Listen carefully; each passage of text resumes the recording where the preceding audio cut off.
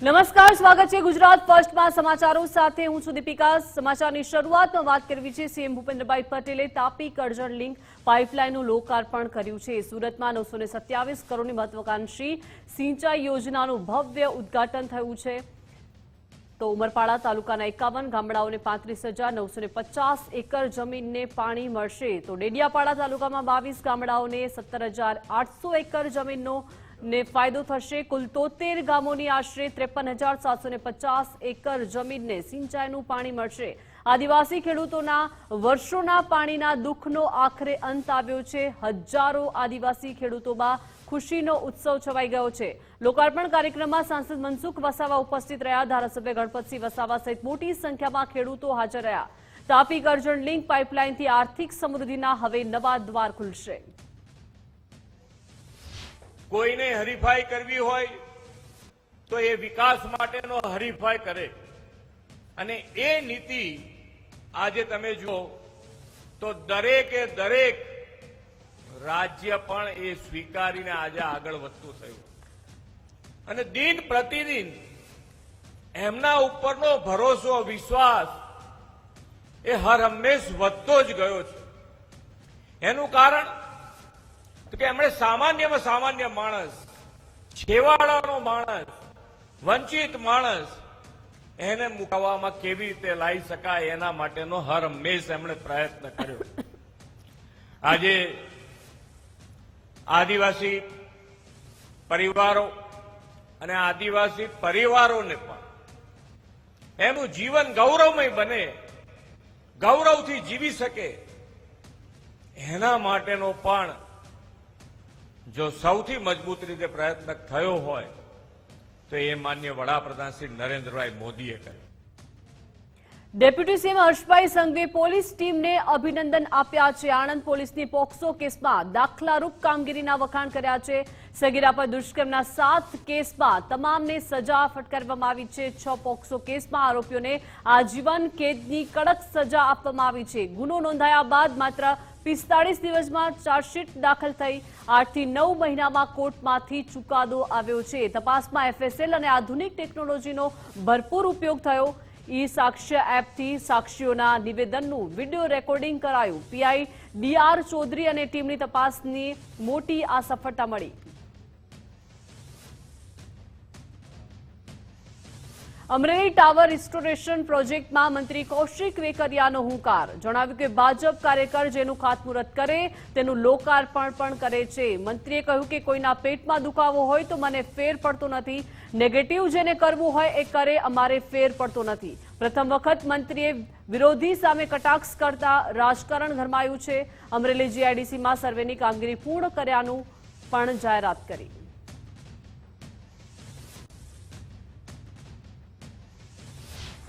જ્યારે ટાવર મંજૂર થયો ત્યારે અમુક મિત્રો સોશિયલ મીડિયાના માધ્યમથી વાત કરતા હતા જાહેરાત થશે નહીં, પણ વિશ્વાસ સાથે કહી શકું કે ભારતીય જનતા પાર્ટીનો કાર્યકર્તા તેનું ખાતમુહૂર્ત કરે જ જોઈને લોકાર્પણ કરતો હોય છે। મિત્રો વાતો કરવા પૂરતી વાતો નથી હોતી। સાંસદ ભરતભાઈ સુતરિયાનો અનોખો અંદાજ જોવા મળ્યો। અમરેલીના કાર્યક્રમમાં મંચ પરથી શેરો શાયરી કરી છે। मिल ही जाएगी मंजिल यूं भटकते भटकते, गुमराह तो वो है जो अभी घर से निकले नहीं। काम करवानी चाहना હોય તો મંજિલ નક્કી હોવાની વાત ભરતભાઈ સુતરિયાએ કરી છે। સાંસદે કૌશિકભાઈ વેકરિયાની કામગીરીના વખાણ કર્યા। કૌશિકભાઈએ મંજિલ સુધી પહોંચી સપનું સાકાર કર્યું હોવાની વાત તેમણે કરી છે। કોઈને કઈ કરવાની ચાહના હોય, કોઈને કઈ કરવાની ચાહના હોય, ત્યાં લગન પહોંચવાનું હોય, એટલે એક મંજિલ નક્કી કરી હોય કે મારે અહીંયા પહોંચવું છે, આ વિધાનસભા મારે અહીંયા પહોંચાડીશ, મારે જિલ્લાને અહીંયા પહોંચાડો, એટલે એક એવી કૌશિકભાઈએ એક મંજિલ નક્કી કરી છે। એટલે આગળ મેં થોડીક વાર પહેલા કીધું હતું કે મિલવી જાયેગી મંજિલ यूं भटकते भटकते, गुमराह तो वो है अभी घर से नहीं निकले।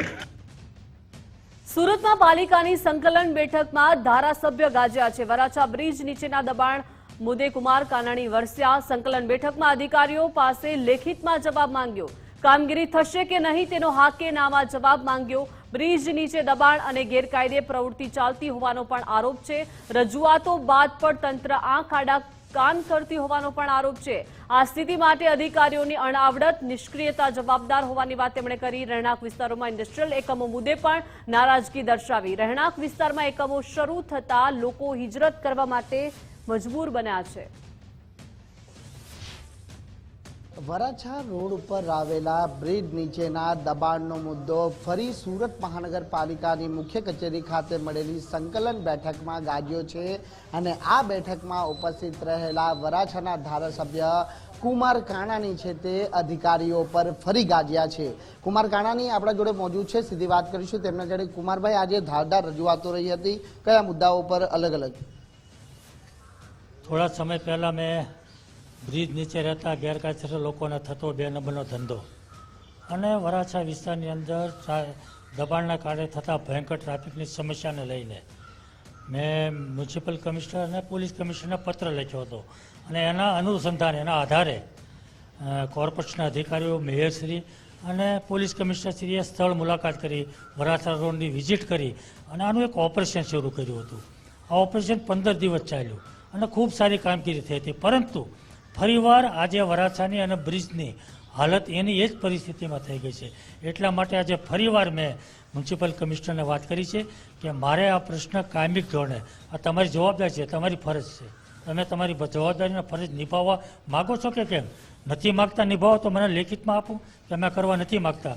તો આગળનું શું કરવું, ક્યાં રજૂઆત કરવી, કેમ કરવું, એમને આગળનો રસ્તો અમને ખબર પડે. એટલા માટે એમની પાસે મેં જવાબ માગ્યો છે કે કરવા માગો છો કે કેમ, અને હા તો કાયમિક ધોરણે કરવા માગો છો કેમ, અને ના કરવા માગતો તો મને નામાં લેખિત જવાબ આપો. કેમેરામેન દેવાંગરાણા સાથે રાકેશ બ્રહ્મભટ્ટ, ગુજરાત ફર્સ્ટ, સુરત. બરોડા ડેરીની ડેસર બેઠક પર ભાજપ સામે ભાજપનો જંગ જામ્યો છે. ડેસર બેઠક પર સુરપાલસિંહ સામે કુલદીપસિંહની ટક્કર. સાવલી તાલુકા પ્રમુખ સુરપાલસિંહને ભાજપે મેન્ડેટ આપ્યું. કુલદીપસિંહ રાવલજી હાલ બરોડા ડેરીના ડિરેક્ટર છે. ડેસર ઝોન 6 બેઠક માટે 82 મતદારો મતદાન કરશે. કુલદીપસિંહ પરમાર પાસે 50 કરતાં વધુ મત હોવાની ચર્ચા છે. મતદારોને રાજસ્થાન, મહારાષ્ટ્રની હોટલમાં રાખ્યાની પણ ચર્ચા છે. बात आई सुरपाल ने ડેસર ઝોનની ચૂંટણી બહુ પ્રેમથી લડવાના 82 ઉમેદવારો છે, 82 મતદારો છે. 82 મતદારોની અંદર અત્યારે કસરત ચાલી રહી છે. ટોટલ માલ લીધા કોકે કે મારજો 50 છે, કોકે ટોટલ માલ લીધા કે મારજો 60 છે, સુરપાલે ગણ લીધા મારજો 70 છે, પેલા બાજુ કે મારજો 70 છે. પાર્ટીએ સૂચના આપી છે કે ફોર્મ પાછું ખેંચી લો, અમારો ઉમેદવાર સત્તાવાર આ છે, પણ મને ખબર છે કોઈ ફોર્મ પાછું ખેંચવાનું નથી. આ આજીવિકા છે એમની, જેવી પશુપાલકોની આજીવિકા બરોડા ડેરી છે ને, એ મંડળી છે, એટલે ડિરેક્ટર પણ જે લોકો અમુક છે થઈ ગયેલા છે, એમની આજીવિકા બરોડા ડેરી. આ નહીં છોડે, એમને છોડાવી. કોળી સમાજના સંગઠનમાં ચાલી રહેલા વિખવાદનો મામલો સામે આવ્યો છે. સંગઠનના મહામંત્રીની ગુજરાત ફર્સ્ટ સાથે ખાસ વાતચીત. મહામંત્રી શોધન ઝોરાની ગુજરાત ફર્સ્ટ સાથે ખાસ વાતચીત. મહામંત્રી એ નામ લીધા વગર પ્રહાર કર્યા છે. કોંગ્રેસમાં હતા ત્યાં સુધી તેમને વાંધો ન હતો, પોતે બીજાને હોદ્દા આપે ત્યારે ગેરબંધારણીય નથી લાગતું. સમાજના સંગઠનમાં એક હોદ્દા પર 2 આગેવાનના દાવા થયા. રાષ્ટ્રીય પ્રમુખ તરીકે કુંવરજી બાવળિયા અને વિરેન્દ્રસિંહનો દાવો. ગુજરાતના પ્રમુખ પદે ચંદ્રકાંત પીઠાવાલા અને હીરા સોલંકીનો દાવો. સંગઠનમાં વિખવાદ થતા કોળી સમાજમાં ભાગલા પડ્યાની ચર્ચા. અખિલ રાષ્ટ્રીય કોળી સમાજના પ્રમુખ પદને લઈને વિખવાદ ચાલી રહ્યો છે અને આપણી સાથે તેને જ લઈને કોળી અખિલ ભારતીય જે સમાજ છે તેના મહામંત્રી જોડાયા છે આપણી સાથે. સીધો સંવાદ કરીશું એમની સાથે. જોરદનભાઈ જોરા જોડાયા છે આપણી સાથે. તો શું કહેશો, જે પ્રમાણે અત્યારે જે હાલ વિખવાદ ચાલી રહ્યો છે, શું સમગ્ર મામલો છે અને એને લઈને શું કહેશો? કોઈ એક નેતાશ્રીએ, જે કેબિનેટ કક્ષાના મંત્રી છે, એમણે કીધું કે સુરત મિટિંગ કરીને કે હાલ જે પણ નિમણૂકનો કાર્યક્રમ આજ સંસ્થા દ્વારા ચાલી રહ્યો છે તે ગેરબંધારણીય છે. તો એની એમને સ્પષ્ટતા નથી કરવી શા માટે ગેરબંધારણીય છે. હવે આમાં મને તો ખરેખર જે કુંવરજીભાઈ કહે છે એનું મગજમાં નથી બેસતું. એનું કારણ છે કે મેં ખુદે પણ એમની સાથે કામ કરી ગયું. એટલે રામનાથ કોવિંદ સાહેબ જેવા અમારા સંગઠનમાંથી રાષ્ટ્રપતિ પદ થયા છે, એમનો પણ એક કાર્યકારી સમય હતો. પૂર્વ સાંસદ ઉજ્જૈનના સત્યનારાયણ પવાર સાહેબ પણ હતા, એમનો પર એક કાર્યકારી સમય હતો. અજીતભાઈ કોન્ટ્રાક્ટર હતા, એમનો પર એક કાર્યકારી સમય હતો. એટલે તંત્ર વર્ષે કાર્યકારી સમય બદલાતા મુજબ હરેક પ્રમુખ આવે છે અને એની આગવી સૂઝબૂઝ મુજબ સમાજને નિમણૂકો આપે છે, સમાજને એક કરવાનો પ્રયત્ન કરે છે, પાયાના પ્રશ્નો સોર્ટ આઉટ કરવાનો પ્રયત્ન કરે છે. આજની તારીખની અંદર જોઈએ તો દર 10 વર્ષે 20 વર્ષે સમાજના અમુક પ્રશ્નો બદલાતા રહેતા હોય છે. તો એ સંગઠન એની રીતે એનું કામ કરે છે. પણ જ્યારે પ્રશ્નને તમે એક રાજકીય મંચ ઉપરથી શેર કરતા હોય તો આ સમાજ અને રાજકારણ બે અલગ અલગ વસ્તુ છે. તમે સમજો. હા, હું આજ મારી વાત કરું તો હું કોઈ પક્ષ સાથે સંકળાઈ ગયેલો એટલે સચોટ વાત કરી શકીશ. મારે કોઈ પાર્ટીનું દબાણ નથી. સાહેબ જ્યારે કોંગ્રેસમાં હતા ને ત્યારે એને કોઈ પ્રશ્ન નહોતો. હવે પ્રશ્ન દર 3-4 મહિને હોય છે.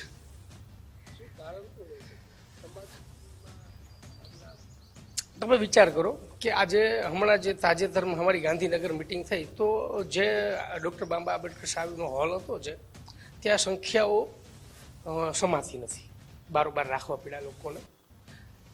સાહેબે સુરત મિટિંગ કરી તો સાહેબ બોલ્યા કે 7-8 રાજ્યોમાંથી લોકો આવ્યા છે, 14 જિલ્લામાંથી લોકો આવ્યા છે, કુલ સંખ્યા 80 નથી થતી. તો આપ પણ જોઈ શકો છો સ્પષ્ટ આંખે કે શું પરિસ્થિતિ છે. અને સાહેબ ચોખવટવાળી વાત નહીં કરે કે ચેરિટીમાં મુદ્દો શું છે, કેસ શું છે. એમને તમારે ડિટેલમાં પૂછવું જોઈએ કે તમને શું પ્રોબ્લેમ છે, કુંવરજીભાઈને શું વાંધો છે આનાથી. તે પ્રકારની જે સ્પષ્ટતા છે તે તેઓએ કરી છે.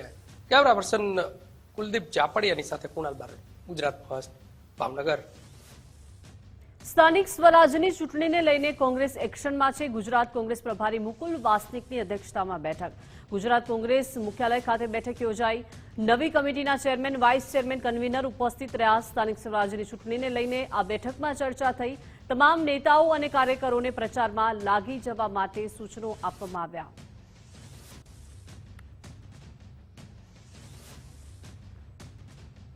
સૌરાષ્ટ્રના રાજકારણને લઈને સૌથી મોટા સમાચાર છે. કોંગ્રેસના દિગ્ગજ નેતા ઇન્દ્રનીલ રાજ્યગુરુએ નિવૃત્તિની જાહેરાત કરી છે. ઇન્દ્રનીલ રાજ્યગુરુએ રાજકારણમાંથી નિવૃત્તિ લીધી. કોંગ્રેસના ધારાસભ્ય તેઓ રહી ચૂક્યા છે. જોકે સમગ્ર મામલે રાજકોટ શહેર કોંગ્રેસ પ્રમુખ અજાણ છે.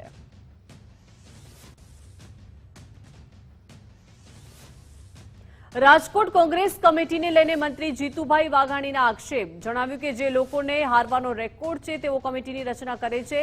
વિધાનસભામાં 7મી વખત હાર્યા તેઓ કમિટીના ચેરમેન છે. હારવાના રેકોર્ડ બનાવ્યા અને તે ભાજપને હરાવવા નીકળ્યા છે.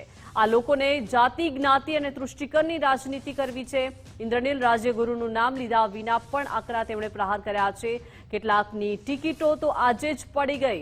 રાજકોટ મનપામાં ફરી ભાજપનું શાસન આવશે તેવું જીતુભાઈ વાઘાણીએ કહ્યું.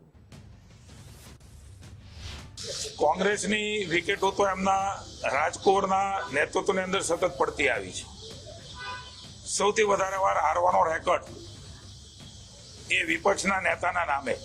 હરેક વખતે મોદી સાહેબને હરાવવા, હરેક વખતે ભારતીય જનતા પાર્ટીને હરાવવા અલગ અલગ રાજ્યોમાં જઈ રહ્યા છે. એવી રીતે ચૂંટણીઓ આવી રહી છે ત્યારે એક બાજુ દયા પણ આવે ને એક બાજુ હસવાનું પણ આવે. જે લોકો હંમેશા ભારતીય જનતા પાર્ટીને હરાવવા નીકળ્યા હોય એટલું જ નહીં, સૌથી મોટી જવાબદારીઓ નિભાવી હોય એમના પક્ષની, એ કોઈ પ્રમુખ રહ્યા હશે, કોઈ પદાધિકારી રહ્યા હશે, કોઈ વિપક્ષના નેતા રહ્યા હશે, કોઈ ઉપનેતા રહ્યા હશે, કોઈ અત્યારે અલગ અલગ જવાબદારીમાં હશે. એ બધા જ લોકોને પુનઃ એકવાર હારવા માટે ભારતીય જનતા પાર્ટીની સામે અલગ અલગ કમિટીઓ, અરે ભાઈ કમિટીઓ બનાવવાની આવશ્યકતા નથી. ભારતીય જનતા પાર્ટીએ જે પ્રકારે રાજ્યની જનતા માટે કામ કર્યા, આમાં કોઈ અમારો અહંકાર નથી, પણ કોંગ્રેસના કાળા કામો, એના કરતૂતો, એમના શાસનના કરતૂતો આજે પણ જનતા ભૂલી નથી. ઇન્દ્રનીલ રાજ્યગુરુની નિવૃત્તિને લઈને મનીષ દોશીએ નિવેદન આપ્યું છે. જણાવ્યું છે કે ઇન્દ્રનીલભાઈ કોંગ્રેસના યોદ્ધા છે. ઇન્દ્રનીલભાઈ કોંગ્રેસ માટે કામ કરતા રહેશે તેવો વિશ્વાસ હોવાની વાત મનીષ દોશીએ કરી છે. કોંગ્રેસમાં રહી તેઓ જનતાની સેવા કરશે તેવી આશા. ગુજરાતમાં રાજકોટથી પંજાના નિશાન ઉપર ધારાસભ્ય પદ જેમને મેળવેલું તેવા ઇન્દ્રનીલભાઈ રાજગુરુ કોંગ્રેસ પક્ષના વરિષ્ઠ આગેવાન છે અમારા રાજકોટમાં, અને સમગ્ર કોંગ્રેસ પક્ષમાં એમને વિવિધ જવાબદારી સંભાળી. મને માધ્યમોથી જે માહિતી મળે છે કે તેમને રાજકીય નિવૃત્તિ લેવાનું કીધું છે, પણ હું ઇન્દ્રનીલભાઈને એક ફાઇટર લીડર તરીકે એને સિવાયના કાર્યકર્તાના સમય તરીકેથી આજ દિન સુધી ઓળખી રહ્યો છું. તેઓ ફાઇટર છે વ્યક્તિ, અને કોઈ પણ સંજોગોની અંદર રાજકોટમાંથી ભારતીય જનતા પાર્ટીના શાસકોને દૂર કરવા માટે તનમન ધનથી કોંગ્રેસ પક્ષને મદદ કરશે એવો પૂર્ણ વિશ્વાસ, એમની ભૂતકાળની તમામ કામગીરીઓ જે આક્રમકતા છે એનાથી હું નિશ્ચિતપણે વિશ્વાસ વ્યક્ત કરું છું. જંગલેશ્વર મામલે સામાજિક આગેવાન પુરુષોત્તમ પીપળિયાએ પોસ્ટ કરી છે. જંગલેશ્વર મુદ્દે પીપળિયાએ સુપ્રીમ સુધી લડવાની તૈયારીઓ દાખવી છે. દિલ્હીના સરોજની નગર ઝુંપડપટ્ટી પુનઃવસન કેસની વિગતો મૂકી. સુપ્રીમ કોર્ટે માનવીય અભિગમ અપનાવવા પર ભાર મૂક્યો હતો. વિકાસના નામે રાતોરાત નાગરિકોના રસ્તા પર ફેંકી શકાય નહીં. ઓળખાયેલ પરિવારને 3 લાખનું વળતર આપવા પણ માંગ કરી. સ્લમ વિસ્તારના રહેવાસીઓને તાત્કાલિક મકાન તોડવા સામે પણ સુપ્રીમ કોર્ટે નોંધ લીધી છે કે ભાઈ આ રીતે ન થવું જોઈએ, માનવીય અભિગમનો અપનાવવો જોઈએ. તેમને તોડવાની પૂરતી તક આપવી જોઈએ. એટલું જ નહીં, તેમને હરેક સ્લમ રહેવાસીઓને 3 લાખનું વળતર આપવાની પણ સૂચનાઓ આપી છે.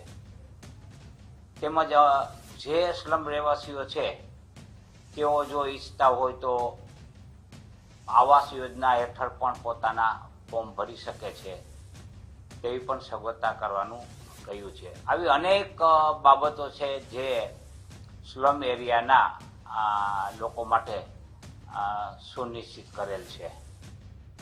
રાજકોટ બાર કાઉન્સિલની ચૂંટણીમાં રાજકોટના ઉમેદવાર સામે ફરિયાદ થઈ છે. ઉમેદવાર દિલીપ પટેલ સામે બીસીજી અને બીસીઆઈમાં ફરિયાદ થઈ છે. નિયમ ભંગ થયાના આક્ષેપ સાથે ઉમેદવારી રદ કરવાની માંગ થઈ છે. એજીપી રક્ષિત કલોરાએ નિયમ ભંગ મામલે લેખિત ફરિયાદ કરી. મતદાન મથકની 100 મીટરની અંદર પ્રચારનું સાહિત્ય હોવાનો દાવો થયો. વિડીયો અને ફોટા સાથે દિલીપ પટેલ સામે આરોપ લગાવ્યો. મતદાન સમય પૂરો થઈ ગયો. બાર કાઉન્સિલ ઓફ ઇન્ડિયાના નિયમ મુજબ ચૂંટણી મથકની નજીક 100 મીટરના એરિયામાં કોઈ પણ પ્રકારનો પ્રચાર કરવાની છૂટ નથી. હું આપને બતાવું છું કે કેવી રીતે પ્રચાર થયો છે. આવો હું આપને બતાવું.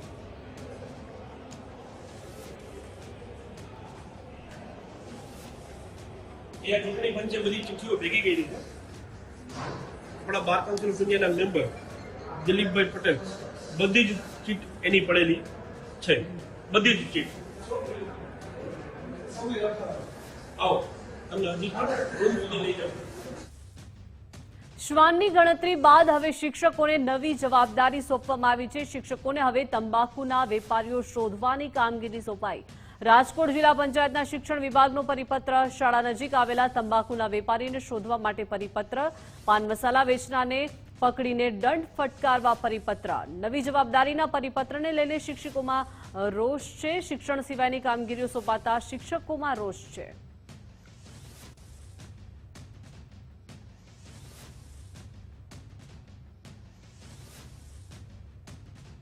ઘણી વખત આપણે જોવા મળ્યું છે. વસ્તી ગણતરી હોય, ચૂંટણીની કામગીરી હોય, પરંતુ હવે એમને એક એવી કામગીરી સોંપવામાં આવી છે કે શાળાની આજુબાજુમાં જો ટોબેકો વેચાણ થતું હશે તો તેની બંધ કરવાની જવાબદારી છે તે પણ શિક્ષકની રહેવાની છે. શિક્ષણ વિભાગ દ્વારા આનો વિરોધ કરવામાં આવ્યો છે અને સોમવારે લીડીઓને રજૂઆત પણ કરવાના છે. આપણે સીધા શિક્ષક સંઘના આગેવાન છે તેમની સાથે વાત કરશું. સાહેબ, ખરા અર્થમાં પરિપત્ર શું છે, શું કહેવામાં આવ્યું છે? આપણે જિલ્લા વિકાસ અધિકારી સાહેબે જે પરિપત્ર કર્યો છે કે શાળાની 100 મીટર ત્રિજ્યાની અંદર જો તમાકુનું વેચાણ થતું હશે તો એ શિક્ષકની જવાબદારી છે. તો ભાઈ શિક્ષકની જવાબદારી કેવી રીતે? ગામ લોકો ડાયરેક્ટ સંઘર્ષમાં ઉતરવાની વાત થઈ છે. લગભગ બધાને ખબર છે કે 100 મીટરની ત્રિજ્યામાં આખું ગામ આવતું હોય જ્યાં તમાકુનું વેચાણ થતું જ હોય છે. તો અમને શા માટે સંઘર્ષમાં ઉતારવામાં આવે? અમને ભણાવવા દો છોકરાઓને.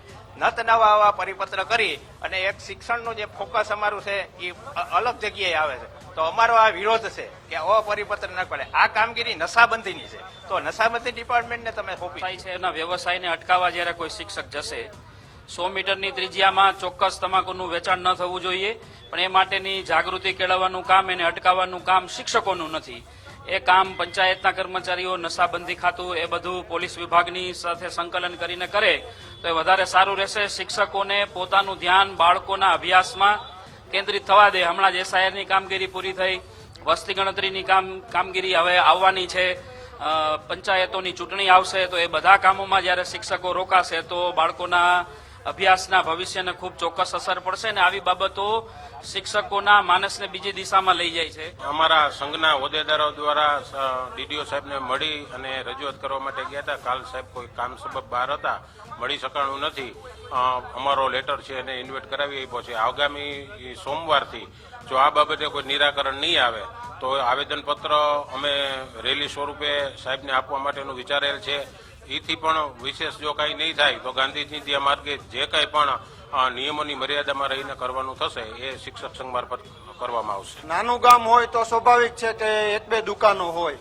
મોટા ગામમાં મોટા ભાગની દુકાનો બસ સ્ટેન્ડની પાસમાં આજુબાજુમાં શાળા હોય, તો બસ સ્ટેન્ડ ઉપર ચાની કેબિન હોય, તો સ્વાભાવિક છે કે હું ને તમે બે સમજી શકીએ છીએ કે દુકાનો તો હોવાની જ છે. અને શિક્ષક સીધો ડાયરેક્ટ ગામના સંપર્કમાં જોઈએ, કારણ કે બધા જ વાલીઓ સાથે, ને આના કારણે વાલીઓ સાથે પણ ઘર્ષણ થવાની શક્યતાઓ સાથે ઘર્ષણ થાય. બીજું કે જે સ્થાનિક લોકલ દુકાનદાર હોય એની સાથે સંઘર્ષ થાય છે. એટલે દંડ ઉઘરાવવાની જે અમને જે ઓથોરિટી આપી છે, જે કામગીરી સોંપવામાં આવી છે, એમાંથી અમને મુક્તિ આપો એવી અમારી લાગણી છે. કેમેરા પર્સન અભય ત્રિવેદી સાથે રહીમ લાખાણી, ગુજરાત ફર્સ્ટ, રાજકોટ. ધારાસભ્ય ગોવિંદ પરમારની અંતિમ યાત્રા નીકળી. ધારાસભ્યના નિધનથી રાજકીય વર્તુળમાં શોકનો માહોલ છે. ભાજપ અને કોંગ્રેસના અનેક નેતાઓ ઉપસ્થિત જોવા મળ્યા. જગદીશભાઈ વિશ્વકર્મા અંતિમ યાત્રામાં ઉપસ્થિત. કોંગ્રેસ પ્રદેશ પ્રમુખ અમિત ચાવડાએ શ્રદ્ધાંજલિ પાઠવી. ગોવિંદ પરમારનું હૃદય રોગના હુમલાથી નિધન થયું હતું. આણંદના ધારાસભ્ય ગોવિંદભાઈ પરમારનું નિધન, જ્યારે વડાપ્રધાન નરેન્દ્રભાઈ મોદીએ એક્સ પર શ્રદ્ધાંજલિ પાઠવી છે. ગોવિંદભાઈ પરમારના નિધન પર શોક વ્યક્ત કર્યો છે. ગોવિંદભાઈ સમાજલક્ષી કાર્યો માટે હંમેશા સમર્પિત રહ્યા હોવાની આ પોસ્ટમાં વડાપ્રધાને જણાવ્યું છે. ગોવિંદભાઈ પરમારના પરિવારજનોને સાંત્વના તેમણે પાઠવી. સ્વર્ગસ્થ ધારાસભ્ય ગોવિંદ પરમારને વિધાનસભામાં શ્રદ્ધાંજલિ અપાશે. ગોવિંદ પરમારના નિધન પર સોમવારે શોક દર્શક ઉલ્લેખ રજૂ થશે. મુખ્યમંત્રી ભૂપેન્દ્રભાઈ પટેલ શોક દર્શક ઉલ્લેખ રજૂ કરશે. શ્રદ્ધાંજલિ બાદ સોમવારની કાર્યવાહી મોકૂફ રખાઈ શકે છે. ગોવિંદભાઈ પરમાર ઉમરેઠના વર્તમાન ધારાસભ્ય હતા. પ્રશ્નોત્તરી કાળ બાદ વિધાનસભામાં શોક દર્શક ઉલ્લેખ રજૂ થશે. વડોદરા વકીલ મંડળના પૂર્વ પ્રમુખ નલિન પટેલનું પણ નિધન થયું છે. નલિન પટેલનું નિધન થતા વકીલોમાં ભારે શોકની લાગણી છે. બાર કાઉન્સિલની ચૂંટણીમાં ઉમેદવારી પણ તેમણે નોંધાવી હતી. મલ્ટી ઓર્ગન ફેઇલર થતા નિધન થયું હોવાની માહિતી છે. 1 અઠવાડિયાથી હોસ્પિટલમાં તેઓ સારવાર લઈ રહ્યા હતા. ભારતીય કિસાન સંઘે ઘઉં રજીસ્ટ્રેશન તારીખ લંબાવવાની માંગ કરી છે. ગુજરાત સરકારને MSP ઉપર બોનસ જાહેર કરવાની અપીલ કરવામાં આવી છે. ટેકનિકલ તકલીફથી ખેડૂતો ઘઉં રજીસ્ટ્રેશનમાં વંચિત રહ્યા છે. કેટલાક તાલુકાઓમાં મોડું રજીસ્ટ્રેશન શરૂ થતા ખેડૂતો હેરાન થયા છે. પુરવઠા મંત્રીને લખેલા પત્રમાં ખેડૂતોને પૂરતો સમય આપો. રાજસ્થાન, મધ્યપ્રદેશની જેમ ગુજરાતમાં પણ ઘઉં બોનસ જાહેર કરો. ઘઉં ખરીદીમાં MSPથી વધુ બોનસની તેમણે માંગણી હવે તીવ્ર બની છે. ભારતીય કિસાન સંઘે ખેડૂતોની મુશ્કેલીઓ પુરવઠા મંત્રીને જણાવી છે. ઉનાળામાં રાજ્યના લોકોને નહીં થાય પીવાના પાણીની સમસ્યા. ગુજરાતના મુખ્ય જળાશયોમાં 72%થી વધુ પાણીનો જથ્થો છે. ઉનાળામાં પીવાના પાણીની સમસ્યા હવે નહીં સર્જાય તેવું જળ સંપત્તિ વિભાગ તરફથી જણાવવામાં આવ્યું છે. ગુજરાતના સરદાર સરોવરમાં 74%થી વધુ જળસંગ્રહ છે. ચાલુ વર્ષે ચોમાસામાં રાજ્યમાં સરેરાશ 128%થી વધુ વરસાદ નોંધાયો છે. ગત વર્ષ માર્ચ 2025 કરતા આ વખતે 4.15% વધુ પાણીનો જથ્થો ઉપલબ્ધ છે. 5 માર્ચ સુધી કુલ 6.46 લાખ MCFT પાણીનો જથ્થો ઉપલબ્ધ છે. દક્ષિણ ગુજરાતની વાત કરીએ, દક્ષિણ ગુજરાતના જળાશયોમાં સૌથી વધુ 2.34 લાખ MCFT પાણી ઉપલબ્ધ છે. મધ્ય ગુજરાતમાં 65,179, જ્યારે ઉત્તર ગુજરાતમાં 41,842 MCFT સંગ્રહ છે. સૌરાષ્ટ્રમાં 53,621, જ્યારે કચ્છ વિસ્તારમાં 4,392 MCFT પાણીનો જથ્થો ઉપલબ્ધ છે. રાજ્યમાં 128% વરસાદના પરિણામે પાણીની સમસ્યા હવે નહીં સર્જાય. રાજ્યના કુલ 207 જળાશયોમાં પાણીની સ્થિતિ સારી છે. ગત વર્ષ કરતાં સારી. ઉનાળામાં પીવાના પાણીની કોઈ જ ચિંતા હવે લોકોને નહીં મળે, જેથી લોકોમાં રાહત છે. સીએમ ભૂપેન્દ્ર પટેલના માર્ગદર્શનમાં પાણીનું સુચારુ વ્યવસ્થાપન થયું છે.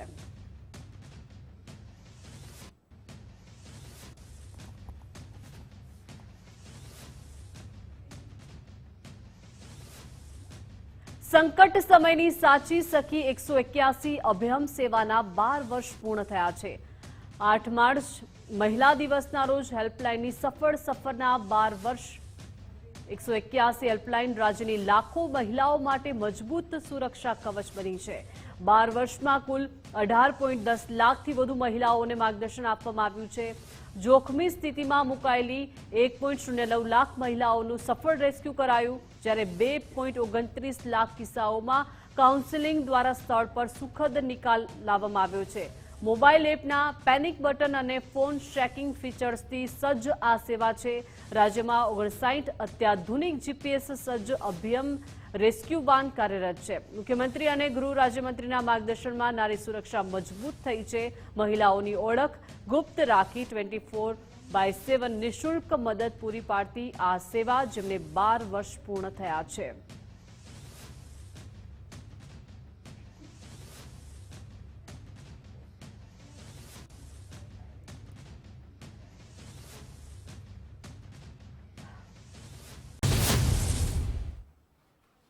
Welcome back. સમાચારોમાં આગળ વાત કરીએ તો રાજ્યમાં આગામી 7 દિવસ સૂકું અને ગરમ રહેશે વાતાવરણ. અમદાવાદમાં આવતીકાલે 38 ડિગ્રી તાપમાનની આગાહી વ્યક્ત કરાઈ છે. ઉત્તર પશ્ચિમ પવનો ફૂંકાતા તાપમાનમાં વધારો થશે. ભેજ વધતા અને પવન બદલાતા હીટવેવનો ખતરો પણ વધ્યો છે. દરિયાકાંઠા વિસ્તારમાં ગરમ અને ભેજવાળી ગરમીનો અહેસાસ થઈ રહ્યો છે. અમદાવાદમાં બપોરે ઉકળાટ ભરેલું વાતાવરણ રહેશે. આગામી દિવસોમાં તાપમાન 1 થી 2 ડિગ્રી વધુ થશે. નાગરિકોને બપોરે બહાર નીકળતા સમયે સાવચેત રહેવા માટેની સૂચના અપાઈ છે. અમદાવાદીઓ માટે આગામી અઠવાડિયું અતિશય ગરમ બનશે. डे 3 और 4 में थोड़ा सा टेम्परेचर ज़्यादा रहेगा. तो कोस्टल एरिया में गुजरात रीजन में डे 3 और डे 4 में हॉट एंड ह्यूमिड रहेगा. और जो सौराष्ट्र कच्छ है उसमें day 3, day 4, day 5 hot and humid की संभावना है. जो मैक्सिमम टेम्परेचर्स हैं आज अहमदाबाद की अगर बात करें तो आज 37 के आसपास रहने को मिली. तो कल की बात 38 के आसपास टेम्परेचर रहेगा. वैसे गांधीनगर में आज 36 के आसपास रहने 37 के आसपास रहने की संभावना है. જામનગરના ધ્રોલમાં આજથી સ્વદેશી મેળાનો પ્રારંભ થયો છે. મેળામાં સ્વદેશી બનાવટની વસ્તુના વેચાણ માટે સ્ટોલ, સ્થાનિક ઉત્પાદનોને પ્રોત્સાહન મળે તે મુખ્ય હેતુ રહેલો છે. લોકોમાં સ્વદેશી પ્રત્યે જાગૃતિ લાવવાનો પ્રયાસ કરાયો છે. વોકલ ફોર લોકલ મંત્રને આગળ વધારવાનો પ્રયાસ થઈ રહ્યો છે. સ્વદેશી વિચારધારાને મજબૂત બનાવવાનો પણ સુંદર પ્રયત્ન કરાયો છે. 30 કરતાં પણ વધુ સ્ટોલ મૂકવામાં આવ્યા છે. જે સ્ટોલની અંદર ધ્રોલ શહેર અને ધ્રોલ શહેરના આસપાસના ગામમાં જે સખી મંડળો અને બહેનો દ્વારા જે પોતાના હાથ બનાવટની વસ્તુઓ છે પોતે રોજગાર મેળવી શકે એ માટે એ પ્રદર્શન અને વેચાણ માટે 7 માર્ચથી 13 માર્ચ સુધી આ મેળાનું આયોજન કર્યું છે. આ મેળા થકી જે બહેનો આમાં ભાગ લીધો છે એને રોજગારી મળશે અને મોદી સાહેબનો જે આત્મનિર્ભર ભારત છે એમાં આપણે સહભાગી બનીએ એ માટે ધ્રોલ નગરજનોને મારી અપીલ છે આ મેળાની વિઝિટ કરવી અને આપણા જ લોકો દ્વારા બનાવેલી વસ્તુઓનું ખરીદી કરીએ અને એને રોજગારી મળે એ માટે આપણે સહભાગી બનીએ. અત્યારે ધ્રોલમાં સ્વદેશી મેળાનું આયોજન કરેલ છે અને એમાં અત્યારે 30 થી 35 જેવા સ્ટોલ ઉપસ્થિત છે. તો દરેક સ્ટોલમાં અલગ અલગ આઈટમ રાખેલી છે. એમાં ઘર વસ્તુની આઈટમ છે, પછી ગરમ મસાલાની આઈટમ છે, પછી આપણે જીવન જરૂરિયાત કેટલી બધી વસ્તુ રાખેલ છે અને જોવાલાયક છે. આજે જે ધ્રોલ નગરપાલિકા દ્વારા જે આ સ્વદેશી મેળાનું આયોજન કરેલું છે તેમાં લગભગ 32 જેટલા સ્ટોલ બધાને આપેલા છે. તેમાં બધા જે મંડળના બહેનો છે કે જે કોઈને 10 બહેનોનું મંડળ હોય અને એ લોકો પોતે છે ને પોતાની હાથની બનાવટથી જે પણ વસ્તુ વેચતા હોય કે જે બહેનો છે મંડળના 10 બહેનો એ લોકોને 2-5 રૂપિયાની જે આવક થાય તેના માટેનું અત્યારે અમે અહીંયા વેચાણના સ્ટોલ અમને આપેલા છે. આજ સ્વદેશી મેળાનું આયોજન નગરપાલિકા દ્વારા કરવામાં આવેલું છે તો એમ સ્વદેશી વસ્તુઓનું બધાનું વેચાણ થાય અને સ્વદેશી તરફ લોકો વળે એવા હેતુથી આ મેળાનું આયોજન કરવામાં આવેલું છે. આ મેળાના આયોજનથી આપણા ગરીબ માણસોને રોજીરોટી મળી રહે અને આપણો દેશને આર્થિક લાભ થાય અને સ્થાનિક ઉત્પાદનોને પ્રોત્સાહન મળે એટલા માટે સ્વદેશી મેળાનું આયોજન કરવામાં આવેલું છે. આંતરરાષ્ટ્રીય મહિલા દિવસના અવસરે દેશભરમાં મહિલાઓની સિદ્ધિઓ અને સશક્તિકરણને યાદ કરવામાં આવી રહ્યું છે. અમદાવાદ ગ્રામ્ય પોલીસે પણ આ દિવસને ખાસ રીતે ઉજવ્યો. રેન્જ આઈજી વિધિ ચૌધરીની અધ્યક્ષતામાં યોજાયેલા કાર્યક્રમમાં અમદાવાદ ગ્રામ્ય પોલીસમાં ફરજ બજાવતી મહિલા પોલીસ કર્મીઓની બહાદુરી અને સમર્પણને બિરદાવવામાં આવ્યું. અમદાવાદ ગ્રામ્ય પોલીસમાં હાલમાં 20% મહિલા પોલીસ કર્મીઓ ફરજ બજાવી રહી છે, જે એક સકારાત્મક સંકેત છે. ખાસ વાત એ છે કે આ રેન્જના આઈજી પદ પર મહિલા અધિકારી વિધિ ચૌધરી છે, તેમજ હેડક્વાર્ટરની જવાબદારી ડીવાયએસપી આસ્થા રાણા સંભાળી રહી છે, જ્યારે સાણંદ ડિવિઝનના ડીવાયએસપી તરીકે નીલમ ગોસ્વામી કાર્યરત છે. કાર્યક્રમમાં અમદાવાદ જિલ્લા પોલીસ વડાએ મહિલા પોલીસ કર્મીઓની કામગીરીને શાબાશી આપી અને વિવિધ બંદોબસ્ત તેમજ પોલીસ કાર્યવાહી દરમિયાન તેમની જવાબદારીને મહત્વપૂર્ણ ગણાવી. આ ઉજવણી મહિલા સશક્તિકરણ અને પોલીસ બળમાં તેમની વધતી ભાગીદારીનું પ્રતીક બની રહી છે. મહિલા પોલીસ કર્મીઓનું યોગદાન સમાજમાં સુરક્ષા અને ન્યાયની વ્યવસ્થાને વધુ મજબૂત બનાવે છે. દિવસની ઉજવણીના સંદર્ભમાં આજે કોરોના અને જે અમદાવાદ રૂરલ પોલીસ છે એમની દ્વારા મહિલાઓની સેહત માટે એક પ્રોગ્રામનું આયોજન કરવામાં આવ્યું છે, જેમાં એમની જે હેલ્થ રિલેટેડ તમામ હેલ્થ ચેકઅપ પણ કરવામાં આવશે. સાથે સાથે એમને જે ગાયનેકોલોજિસ્ટ છે, ન્યુટ્રિશન એક્સપર્ટ છે, એમને દ્વારા ટિપ્સ, બેસિક જે ટિપ્સ છે એમને આપવામાં આવશે અને એમની હેલ્થ એ કેવી રીતે સાચવી શકે એ ખૂબ જ જરૂરી છે. જેવી રીતે મહિલાઓ સતત, ખાસ તौरથી જે અમારી મહિલા વર્કફોર્સ છે એ સતત બંદોબસ્તમાં, ઇન્વેસ્ટિગેશનમાં, વિવિધ ભૂમિકાઓમાં મહિલા વર્કફોર્સ તરીકે ફરજ બજાવે છે અને ક્યારે પણ એવું બનતું નથી કે એ એમની હેલ્થ તરફ જ્યાદા ધ્યાન આપી શકે. તો આ રીતે ખાસ આયોજન કરવામાં આવ્યું છે, જેમના એમને હેલ્થના ટિપ્સ આપવામાં આવશે અને ખૂબ જરૂરી છે જો મહિલા એમની હેલ્થનું ધ્યાન રાખે તો એ એમની પરિવારની હેલ્થનું પણ ધ્યાન રાખી શકે છે. અમદાવાદમાં મહિલા દિવસની ઉજવણી પોલીસ દ્વારા કરવામાં આવી. એક સપ્તાહ દરમિયાન વિવિધ કાર્યક્રમો શહેરમાં યોજવામાં આવ્યા. મંત્રી દર્શનાબેન વાઘેલા અને મેયર પ્રતિભા જૈન પણ જોડાયા હતા. પોલીસ વિભાગે મહિલા દિવસની ઉજવણી માટે આભાર વ્યક્ત કર્યો. મહિલાઓની કામગીરી સામે પુરુષોને પણ પડકાર ઊભો કર્યો હોવાનું સીપી તરફથી જણાવવામાં આવ્યું. મહિલાઓના જે ફરજ છે એ પોલીસમાં પુરુષો જેવા તમે જુઓ તો વ્યવસ્થિત રીતે લોકો બજાવી રહી છે. સૌથી ઇમ્પોર્ટન્ટ જે હોય છે થાના અમલદાર તરીકે હોય છે, અમુક પોલીસ સ્ટેશનના ઇન્ચાર્જ તરીકે પણ એ સારી રીતે ફરજ બજાવે છે અને તમામ હોદ્દાઓ ઉપર ડીસીપી હોય કે એડિશનલ કમિશનર હોય કે અહીંયા ગુજરાતમાં ડીજી પણ મહિલા રહી ચૂક્યા છે. તમામ ક્ષેત્રોમાં મહિલા પુરુષોની સાથે ખભાથી ખભા મિલાવીને વ્યવસ્થિત રીતે કામ કરી રહ્યા છે. તો હું આ આંતરરાષ્ટ્રીય મહિલા દિવસ ઉપર તમામને ખૂબ ખૂબ અભિનંદન પાઠવું છું. ઇન્ટરનેશનલ વુમન્સ ડે નિમિત્તે અંગદાન ચેરિટેબલ ટ્રસ્ટ દ્વારા એક વિશેષ સન્માન સમારોહનું આયોજન કરવામાં આવ્યું, જેમાં 28 મહિલાઓનું સન્માન કરવામાં આવ્યું, જેઓએ પોતાના પરિવારના સભ્યનું જીવન બચાવવા માટે અંગદાન કર્યું હતું. આ મહિલાઓએ પોતાના પતિ, ભાઈ, પુત્ર અથવા સગા સંબંધીઓને નવું જીવન આપવા માટે પોતાની કિડની અથવા લીવર દાન કર્યું હતું. પોતાની જિંદગીનું જોખમ લઈને પરિવારજનોને બચાવનારા મહિલાઓના સાહસ અને ત્યાગને આ અવસરે શ્રદ્ધાપૂર્વક નમન કરવામાં આવ્યું. અંગદાન દ્વારા કોઈના જીવનમાં નવી આશા જગાવી શકાય છે અને સમાજમાં તેના વિશે વધુ જાગૃતિ લાવવી અત્યંત જરૂરી છે. આ સન્માન સમારોહમાં ગુજરાતની અનેક જાણીતી હસ્તીઓ પણ ઉપસ્થિત રહી. રાજ્યના મંત્રી રીવાબા જાડેજાએ મહિલા ડોનર્સનું સન્માન કરી તેમના સાહસને નમન કર્યું. આ ઉપરાંત ગુજરાતની લોકપ્રિય ગાયિકા કિંજલ દવે પણ કાર્યક્રમમાં હાજર રહ્યા અને મહિલાઓના અનોખા જજ્બાની પ્રશંસા કરી હતી. જેમને ખરેખર કોઈ યાદ નથી કરતું, હું દિલીપ દાદા, શેલ્બી હોસ્પિટલની પૂરી ટીમ, અંગદાન ચેરિટેબલ ટ્રસ્ટ અને શેલ્બી હોસ્પિટલના આ કોર્ડિયલ પ્રયાસથી વેરી ફર્સ્ટ ટાઈમ, અને હું મારી જાતને નસીબદાર અને બ્લેસફુલ માનું છું કે મને આ ઇવેન્ટમાં ઉપસ્થિત રહેવાની તક મળી. ઓકે, વેરી ફર્સ્ટ ટાઈમ આ પ્રકારના કાર્યક્રમમાં મારે ઉપસ્થિત રહેવાનું થયું છે. જાહેર જીવનમાં આવ્યા પછી મહિલા દિવસના અનેક કાર્યક્રમ થતા હોય, પણ આ કાર્યક્રમ સવિશેષ એટલે છે કે આ ફોર્માલિટીની દુનિયામાં, પ્રેક્ટિકાલિટીની દુનિયામાં આપણા પરિવાર વિશે વિચારતી માતૃશક્તિને જ્યારે આ મંચના માધ્યમથી એમને જે કરેલું કાર્ય છે, પ્રેરણાદાયી કાર્ય, એ પેઢી દર પેઢી આપણે વારસો મૂકીને જઈએ છીએ. સંપત્તિ, બેંક બેલેન્સ, પ્રોપર્ટી, જમીન, સોનું બધું આપીએ, પણ ખરેખર અત્યારની યુવા પેઢીને અને આવનારી પેઢીને કંઈક આપીને જવું હોય તો આ સંસ્કાર આપીને જવા. અમદાવાદના નરેન્દ્ર મોદી સ્ટેડિયમમાં T20 ફાઇનલ ભારત ન્યુઝીલેન્ડ વચ્ચેની મેચને લઈને પોલીસ બંદોબસ્ત ગોઠવવામાં આવ્યો છે. 1 JCP, 8 DCP, 15 SP, 30 PI, 91 PSI સહિતના અધિકારીઓ તૈનાત કરાયા છે. 2200થી વધારે પોલીસ કર્મીઓ સ્ટેડિયમમાં ખડે પગે રહેશે.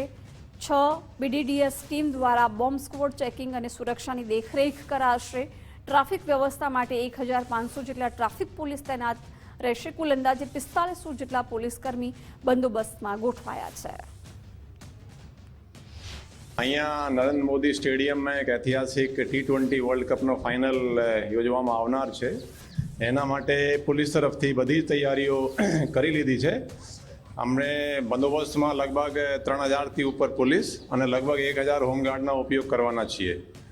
આ વખતે આપણે થોડા હોલ્ડિંગ એરિયા જે છે, જે ગેટ નંબર 1 અને 2 ઉપર થોડા મેઇન રોડની બાજુ પર હોલ્ડિંગ એરિયા રાખ્યા છે, જેથી સ્ટેમ્પીડની જો શક્યતા આમ તો અહીંયા ક્યારેક થયો નથી, પણ થોડી ઓર એને ધ્યાને રાખીને રાખ્યા છે. એ ફર્સ્ટ ટાઈમ આપણે આ એવી મેચમાં કરી રહ્યા છીએ. આ સિવાય એના માટે આપણે જે છે એક જોઈન્ટ કમિશનર છે, 12 ડીસીપી અને જુદા જુદા રેન્કના અધિકારીઓ અહીંયા રહે છે બંદોબસ્ત માટે. અને આપણે 3 એન્ટી ડ્રોન સિસ્ટમ પણ યુઝ કરી રહ્યા છીએ. 8 બીડીડીએસની ટીમો છે અને બધી રીતે આપણે પોલીસની તૈયારીઓ અહીંયા થઈ ગઈ છે. આપણે પણ અહીંયા આજે રિહર્સલ જોવા માટે આવ્યા છીએ અને બધું વ્યવસ્થિત છે. T20 વર્લ્ડ કપ ફાઇનલ પહેલા કપ્તાન સૂર્યકુમાર યાદવની પ્રતિક્રિયા. ભારતમાં વર્લ્ડ કપ ફાઇનલ રમવી ગૌરવની વાત છે. ટીમ લીડર હોવાથી દબાણ તો રહેશે. ટીમ અત્યાર સુધી સારું પ્રદર્શન કર્યું છે. તમામ ખેલાડીઓને પોતાની રમત રમવાની છૂટ આપી છે. વરુણ ચક્રવર્તી દુનિયાનો નંબર 1 બોલર છે તેમ કહ્યું. કાલે વરુણ સારું પ્રદર્શન કરશે તેવો વિશ્વાસ હોવાનું પણ સૂર્યકુમારે જણાવ્યું. Yeah, the mood in the camp is very relaxed, very happy. Obviously, it's a special feeling leading such a wonderful side at home soil. That too at such a wonderful stadium. It's a special feeling and everyone is very excited for it. हम लोग ने तो बिल्कुल discuss नहीं किया इसके ऊपर. अगर 120 के स्ट्राइक रेट से खेल के अगर हम फाइनल खेल रहे हैं तो मैं कोई बात नहीं, मैं 120 के स्ट्राइक रेट से ही खेलना पसंद करूँगा. कोई दिक्कत नहीं है पूरी टीम को. It's obviously a special feeling that I am going to lead tomorrow, and as I said, leading such a wonderful side into a final, and that too at home soil. It's always a special feeling. Very excited. Of course, there are nerves. There will be butterflies in the stomach, but as I always say, there's no pressure, there's no fun. So I am also very excited, and all the boys and support staff, everyone, and I'm sure whole India is excited for tomorrow. We just want to keep everything very, very simple, not to complicate. We've been trying to do a lot of good things, trying to continue the same things. Our baki, I think 6 years, it has been a very long journey for me, and as I said again, leading India, that too in such a big event, big occasion. I am very happy. મહામુકાબલા પહેલા હનુમાનજી દાદાના ચરણોમાં વંદન કરાયા. ભારતીય ખેલાડીઓએ હનુમાનજી મંદિરે દર્શન કર્યા છે. હાઈ વોલ્ટેજ મેચ પહેલા ચમત્કારિક હનુમાનજીના આશીર્વાદ લીધા છે. નરેન્દ્ર મોદી સ્ટેડિયમ પરિસરમાં હનુમાનજી મંદિરમાં દર્શન કર્યા. હાર્દિક પંડ્યા, સૂર્યકુમાર યાદવ, ગૌતમ ગંભીરે હનુમાનજીના દર્શન કર્યા છે. સૌથી પહેલા તો મારું નામ ઈશ્વરદાસ. અચ્છા બાપુ, આવતીકાલે ફાઇનલ છે નરેન્દ્ર મોદી સ્ટેડિયમમાં. હનુમાનજી મંદિરનું એક અનેરું મહત્વ છે. કોણ આજે અહીંયા આવ્યું હતું અને કોણ આશીર્વાદ દીધા? हाँ, आज यहाँ जो है 3 खिलाड़ियों आया था. जिसमें हार्दिक पंड्या शायद હું તો એટલા નામ ઓળખું નહીં. તો આજે દર્શન કરવા આવ્યા, દાદાથી આશીર્વાદ લીધા છે અને અમે બધા લોક જો હે આશીર્વાદ આપ્યા સારી રીતે ખેલવાના. અને કાલે ભારતના અને બીજા કોને છે ન્યૂઝીલેન્ડ બે ટીમોના કાલે ફાઇનલ છે. તો અમે તો દાદાની એવી પ્રાર્થના કરીએ છીએ कि काले भारत जो है धूम धड़ाका थी खूब खूब लंबी पारियों थी खेले आने खूब मोटा में मोटा रनों थी विकेट आने विकेटों थी जीते एवं मारे शुभकामना. केम कि अँ खिलाड़ियों तो आता रहे से दादानी जेनी श्रद्धा हो तो क्यारे क्यारे खिलाड़ियों आवे से. અને स्वयं अमित शाह जी भी आते हैं यहाँ पे दर्शन करने, जय साहब पण आवे से दर्शन करवा. तो मारे तरफ थी सौने खूब खूब समस्त देशवासियों ने खूब खूब शुभकामना.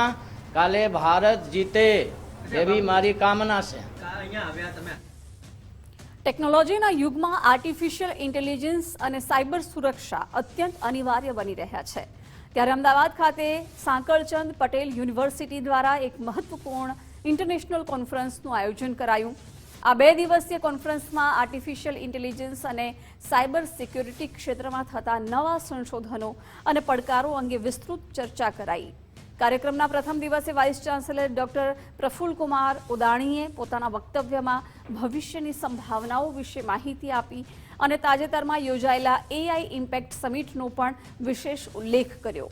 યુનિવર્સિટીના પ્રેસિડેન્ટ પ્રકાશભાઈ પટેલે આ પ્રસંગે મહત્વની જાહેરાત કરતા કહ્યું કે યુનિવર્સિટી સંલગ્ન એન્જિનિયરિંગ કોલેજમાં ટૂંક સમયમાં જ અત્યાધુનિક AI લેબોરેટરી સ્થાપિત કરવામાં આવશે. આ પરિષદમાં સ્માર્ટ સિટીઝ, હેલ્થ કેર, કૃષિ અને ડિજિટલ ફોરેન્સિક્સ જેવા વિવિધ 10થી વધારે ટ્રેક્સ પર ઘન ચર્ચા થઈ છે. નોંધનીય છે કે ઓફલાઈન અને ઓનલાઈન માધ્યમથી કુલ 190થી વધારે સંશોધન પેપર્સ રજૂ કરાયા, જેમાં સાયબર ડિફેન્સ અને નેટવર્ક સુરક્ષા જેવા વિષયો કેન્દ્ર સ્થાને રહ્યા. એ જે ગવર્મેન્ટના મિશન છે એને ફોલો કરે છે અને એને અનુસરીને અમે 4 વર્ષ પહેલાં બીટેક AI અને ડેટા સાયન્સનો પ્રોગ્રામ શરૂ કરેલ. 2 વર્ષથી અમે BSc પછી BCA એમાં સાયબર સિક્યુરિટીનું સ્પેશિયલાઇઝેશન આપીએ છીએ અને AI અને ડેટા સાયન્સનો બીટેક પ્રોગ્રામ છે.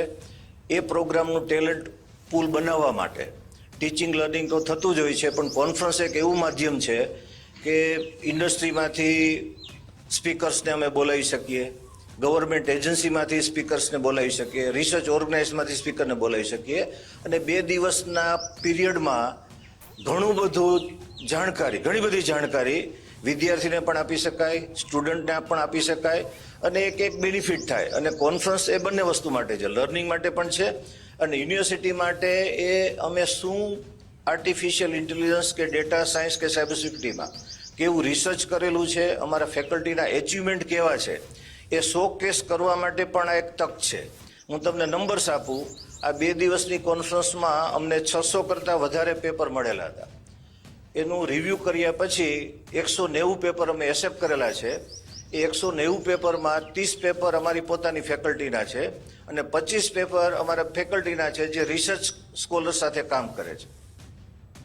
પંચમહાલ જિલ્લાના ગોધરા શહેરમાં ઐતિહાસિક ગાંધી આશ્રમના જીર્ણોદ્ધાર માટે રાજ્ય સરકારે ₹3.36 કરોડની ગ્રાન્ટ ફાળવી છે. રાજ્યના પ્રવાસન વિભાગના મહત્વપૂર્ણ નિર્ણયથી આશ્રમને નવી ઓળખ મળશે અને તેની ઐતિહાસિક મહત્વતા વધુ ઉજાગર થશે. લાંબા સમયથી જર્જરિત બનેલી આશ્રમની ઇમારતના સમારકામ અને આધુનિકીકરણની માંગ ઉઠી રહી હતી, જેને હવે સરકારની મંજૂરી મળતા કાર્ય ઝડપથી આગળ વધશે. આશ્રમને ઐતિહાસિક પર્યટન સ્થળ તરીકે વિકસાવવાની પણ યોજના છે. રાજ્ય સરકારના આ નિર્ણયથી ગોધરા તેમજ પંચમહાલ જિલ્લાના નાગરિકો અને આશ્રમમાં રહેતા વિદ્યાર્થીઓમાં ખુશીની લાગણી વ્યાપી ગઈ છે. લાંબા સમયથી અવગણનાનો ભોગ બનેલી આ ઐતિહાસિક સંસ્થા હવે ફરીથી જીવંત બનશે તેવી આશા વ્યક્ત કરવામાં આવી રહી છે. પુરાતત્વ અને સરકારની એક ટીમે 1 વર્ષ પહેલાં આ વિસ્તારની મુલાકાત લઈ અને એમને જણાવ્યું કે ખરેખર આ વિસ્તારનો, આ જગ્યાનો વિકાસ કરવો જરૂરી છે અને આવનાર પેઢી આ જગ્યાને યાદ કરે, સાથે જે શિડ્યુલ કાસ્ટના બાળકો અહીં અભ્યાસ કરે છે એમને પણ સારી સવલત અને સગવડ મળે એના અભિગમ સાથે ₹3 કરોડ ઉપરાંતની રકમ સમગ્ર આ વિસ્તારના વિકાસ માટે રાજ્ય સરકારે ફાળવી ખૂબ મહત્વનું કામ કર્યું છે. 1970માં અસ્પૃશ્યતા નિવારણ માટે રાષ્ટ્રીય સભા અહીંયા રાખી હતી. તો આખા દેશના આગેવાનો નહેરુથી લઈ અને સરદાર વલ્લભભાઈથી લઈ અને ટોટલી બધા અહીં બોલાયા હતા. અને એમાં એમને સૂચન કર્યું હતું કે આ વિસ્તારમાં અમારે ગરીબ, દલિત, આદિવાસી લોકોને ભણાવવાના છે અને ભણાવવા માટે તમારે જવાબદારી શિક્ષકોની ઊભી કરવાની. તે ઘડીએ બધું અઘરું હતું 1970માં. તો તે ઘડી આ લોકોએ ઊભા થઈ અને આશ્રમ શરૂ કર્યું, આશ્રમ બનાવ્યું અને એ આશ્રમમાં છોકરાઓને ભણે છે અને આજે પણ એ આશ્રમ ચાલુ છે ને એમાં છોકરાઓ આજે ગરીબ લોકોના ભણે છે. અને ખાસ કરીને સરકારે જે 3.5 કરોડ રૂપિયા વિકાસ માટે ફાળવા છે. અહીં સરકાર દ્વારા અમારી આશ્રમ માટે 3.5 કરોડની ગ્રાન્ટ ફાળવવામાં આવી છે, એટલે અમે સરકારનો આભાર માનીએ છીએ. અમારી આશ્રમનો સારો વિકાસ થાય એવી અપેક્ષા રાખીએ છીએ. અમારી આશ્રમનો વિકાસ થશે તો અમારા તમામ જિલ્લાના બાળકો અહીં રહીને અભ્યાસ કરીને લાભ મેળવશે. વાવ થરાદની ગૌશાળામાં ભાજપ કોંગ્રેસનું રાજકારણ જોવા મળ્યું. ધરણીધરના માવસરી ગામની ગૌશાળામાં નાણાં ઉચાપતના આક્ષેપો થયા છે. સરકારી સહાયમાં ઘાલમેલ થતું હોવાનો કોંગ્રેસનો આરોપ છે. સરપંચ પતિ અને વાવના ભાજપ પ્રમુખ પ્રકાશ વ્યાસ પર ગંભીર આરોપ લગાવાયા. કોંગ્રેસે ગાયોની સહાયના નાણાંની ઉચાપત કર્યાના આક્ષેપો કર્યા છે. બનાસકાંઠા કિસાન કોંગ્રેસના ચેરમેન ઠાકરસિંહ રબારીએ આરોપ લગાવ્યા છે. સ્થાનિક સ્વરાજ્યની ચૂંટણી પહેલા ગૌશાળા મુદ્દે રાજકારણ ગરમાયું છે. બંને પક્ષો પુરાવા હોવાના દાવા કરી રહ્યા છે. વિજય એગ્રો થરાદ 7/9/2021ના 1,75,000 રૂપિયા જમા એફડી થઈ છે. 12/12/2022 વિજય એગ્રોમાં 44,200, 3/1/2023 90,000 રૂપિયા વિજય. અને ગાયો માટે એગ્રોમાંથી કઈ ખરીદવાનું જ નથી આવતું. બીજી દુઃખદ બાબત 4/12/2023 અમરનાથ પેટ્રોલિયમ થરાદ 50,000નું પેટ્રોલ ગૌશાળાના નામે લીધું. ગૌશાળામાં પેટ્રોલ ની ક્યાં ગયું છે? એટલે 100% ટોપર છે. અમારે માણસોથી બાખાસર રોડ બનતો હતો, તે એમપીસી નો કોન્ટ્રાક્ટ નતો અને પંચાયતના લેવલે થયું કે કંઈક કરો. તો એમને કીધું કે શું કરું, વટલો રસ્તો નીકળ્યો, 8 લાખ રૂપિયા હું ગૌશાળામાં આપી દઉં. આવા તો તમામ દાતાઓએ ઘાસચારો આપ્યો હોય, ઘણા દાતાઓએ 5 લાખ રૂપિયા, ઘણાના મારી પાસે એવિડન્સ છે કે ઘણા લોકોએ આપ્યા છે. આવા કરોડો રૂપિયા જયારે દાતાઓ આપતા હોય અને જયારે સરકાર આપતી હોય, આ તો સરકારી આંકડાની માયાજાળને એમને બિલો બનાવ્યા અને મોટું કોભળ ગયું. પણ જયારે દાતાઓ આપ્યા છે એ તો રેકોર્ડ ઉપર ક્યાંય હશે નહીં અને કુદરત માફ નહીં કરે. 15-20 વર્ષથી થઈ ગયું છે આ સંસ્થા ઉપર કીચડ ઉછાળવાનું કામ થઈ રહ્યું છે.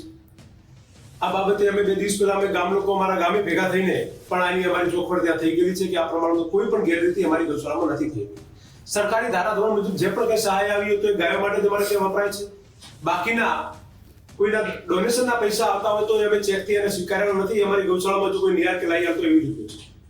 મેં સોશિયલ મીડિયાના માધ્યમથી એક વાત સાંભળી છે કે ભાઈ કે વિજય એગ્રોમાં સેના નામના પૈસા આપ્યા, તો વિજય એગ્રો એ થરાદની દુકાન છે, ફોગડીના વસરામભાઈ પટેલ છે, ત્યાં જઈને પણ તમારે ચોકસાઈ કરી લેવી પડે કે તમારે ત્યાંથી જે પણ તમે નાણાકીય વ્યવહાર કર્યા એના બદલામાં તમે અમને શું આપ્યું છે. અમે પાપડી અને કોણ ખરીદી છે અને પાપડીની દુકાન છે.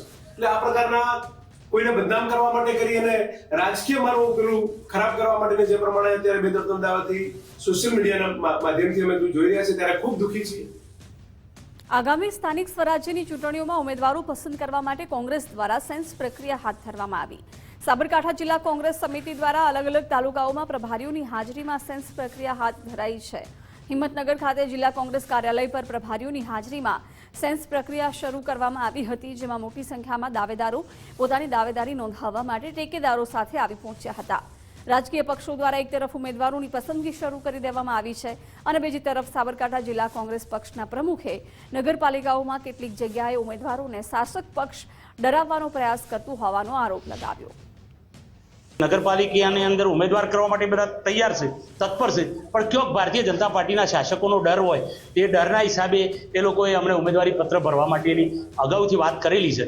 એટલે ચોક્કસપણે હું નગરના તમામ નાગરિકોને વિનંતી કરું છું કે આવો સૌ સાથે મળી અને છેલ્લા આઝાદી પછી નગરપાલિકાની અંદર ભારતીય જનતા પાર્ટીના શાસનની અંદર આજે પણ 60-70 વર્ષથી એક હથ્થું શાસન હોય નગરપાલિકામાં ભારતીય જનતા પાર્ટીનું, છતાં ચોરે અને ચોટે ગટરની સમસ્યા હોય, પાણીની સમસ્યા હોય, બીજી બધી ઘણી બધી વિકટ સમસ્યાઓનો સામનો હિંમતનગર નગર કરી રહ્યું હોય ત્યારે ચોક્કસપણે પ્રજાજનોને બહાર નીકળવા માટે હું અપીલ કરું છું અને આવનારા દિવસોમાં અમે ચોક્કસપણે ખૂબ આક્રમકતાથી નગરપાલિકાની પણ ચૂંટણી લડીશું. ખૂબ મોટી સંખ્યામાં ઉમેદવારો ઉમેદવારી કરવા માટે આવે